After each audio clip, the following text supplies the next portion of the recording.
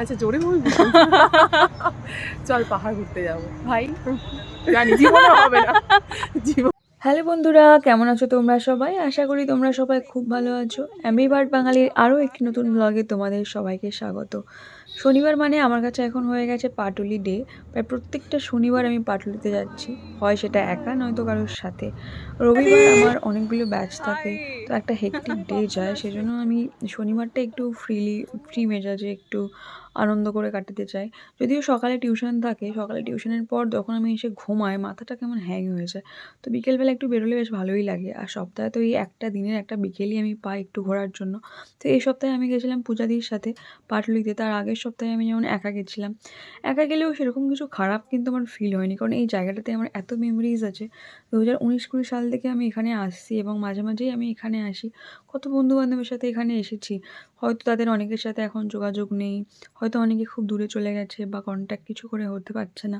কিন্তু এই জায়গাটাতে আসলে আমার খুব পজিটিভ ফিল হয় এখানে আসার পর। যাই হোক, অনেকদিন ধরে আসছি, কিন্তু এটা প্রায় 2020 সাল থেকে এই পার্কটা বন্ধ ছিল। এবার এসে দেখলাম এটা খোলা আছে এবং এখানে বাচ্চারা খেলছে। কিন্তু দুঃখের বিষয় কী জানেন, এখানে আমি খেলতে চাইলাম, আমাকে খেলতে দিল না, শুধুমাত্র আমি বড় হয়ে গেছি বলে। যাই হোক, খবর পেলাম পাশে একটা ট্রেড ফেয়ার চলছিল, তো আমিও পূজাদির হাত ধরে মেলাতে চলে গেলাম। এই মেলাটা এক প্রকার বড়লোকি মেলা ছিল, কারণ এখানে 30 টাকা টিকিট কেটে আমরা ঢুকেছিলাম। ঢোকার পর দেখি প্রচণ্ড সুন্দর সুন্দর জিনিসপত্র দেখতে পেয়েছি এখানে, মানে খুবই ভালো চকচকে, খুব চকচকে একটা মেলা, খুব বড়লোক একটা ফিল আসছিল। কিন্তু ওই যে পকেট খালি হওয়ার জন্য সেরকম কিছুই আমরা কিনতে পারিনি এখান থেকে। শেষমেশ জিনিসপত্র দেখলাম, সব কিছু দাম টাম করে বাড়ি চলে এসেছি।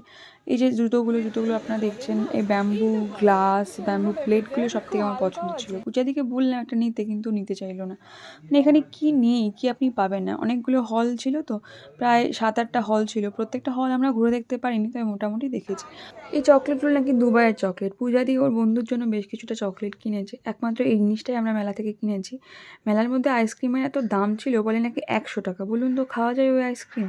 শেষমেশ আমরা বাইরে বেরিয়ে আইসক্রিম খেয়ে 30 টাকার আইসক্রিম খেয়ে তবেই বাড়ি গেলাম। তবে জিনিসগুলো এত সুন্দর ছিল, অনেকগুলো জিনিসই পছন্দ ছিল, শুধু দামের জন্য কিনতে পারিনি। তো বন্ধুরা, আজকের ভিডিওটা এই অবধি। দেখা হচ্ছে পরের কোনো ভিডিওতে। সবাই খুব ভালো থাকবেন। টাটা।